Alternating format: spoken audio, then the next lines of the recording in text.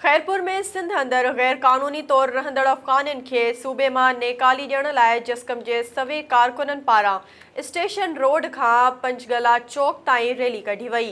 SS news जे reporter Mohsin भट्टी मूजिब rally जी अॻवाणी doctor Niyaz Kalani, पुनहल सारियो, गुलाम शबीर जमाली, फ़कीर इमदाद मंगी, अकबर मकोल ऐं ॿिया करे रहिया हुआ।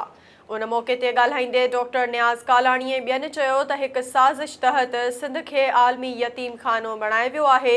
ॿाहिरे माण्हुनि जी आबादकारी सां सिंध वासियुनि खे वॾो नुक़सानु रसियो आहे।